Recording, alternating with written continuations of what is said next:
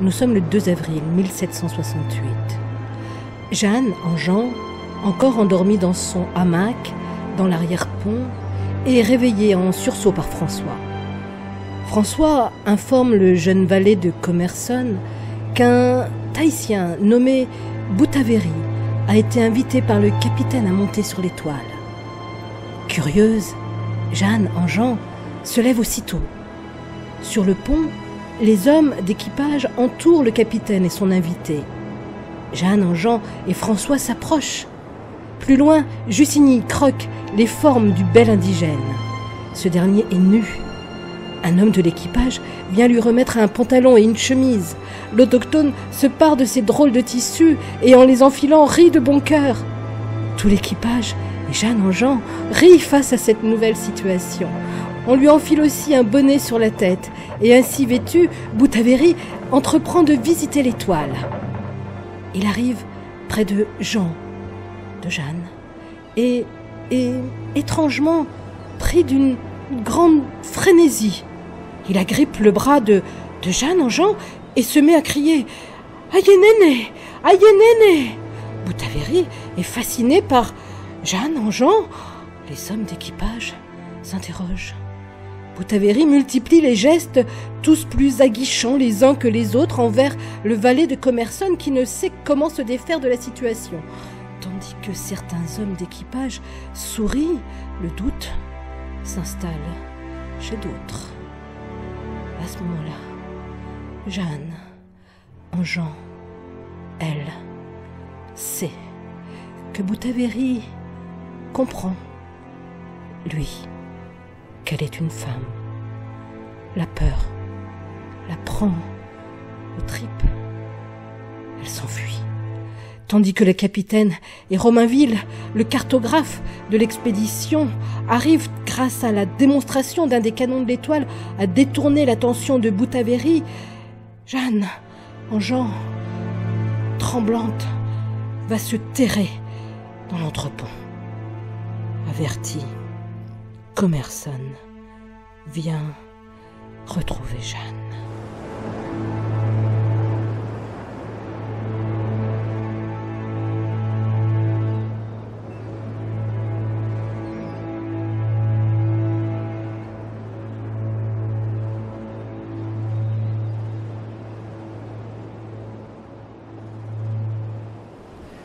Je crois que le sauvage a deviné que je suis une femme. Il ne cesse de me harceler en me disant « Aïe néné !» et les hommes me regardent différemment. Les rumeurs vont reprendre. Je ne sais plus comment agir. S'écroule en larmes dans les bras de son amant. Jeanne en Jean, mais il la repousse. N'oublie pas ce que tu m'as promis. Je suis au courant de rien. Tu m'as menti. Tu t'es présenté à moi comme un jeune garçon et tu m'as trompé.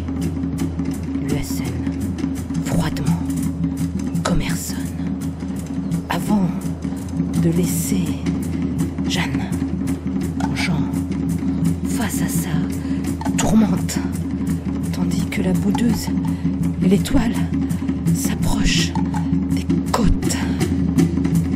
Des cris de joie, mêlant voix féminine et masculine, sortent Jeanne de sa torpeur.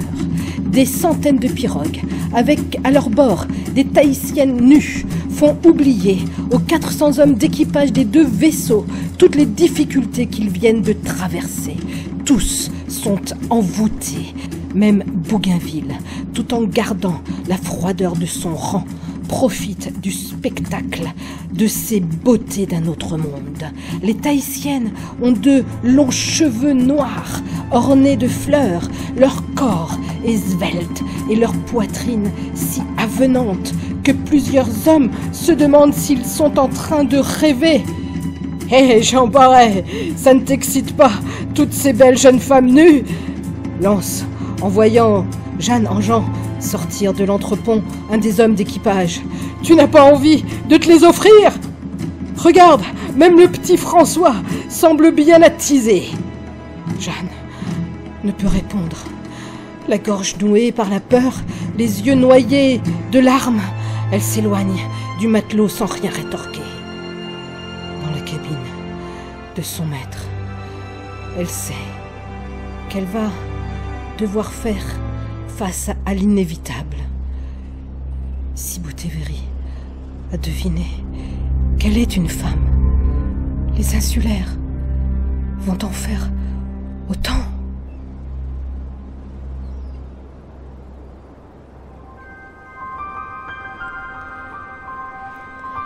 L'espace d'un instant, il lui semble que la fin de son voyage, que tout pour elle est terminé. Elle observe le désordre des caisses, des pots et des cahiers de son maître. Elle caresse la peau de plusieurs poissons séchés ou empaillés et soudain, tout lui paraît inutile. La peur a éteint toute sa volonté. Elle a trahi tout le monde et tous auront raison de la rejeter. Le lendemain, elle se rendra sur l'île avec les scientifiques et Bougainville à la rencontre.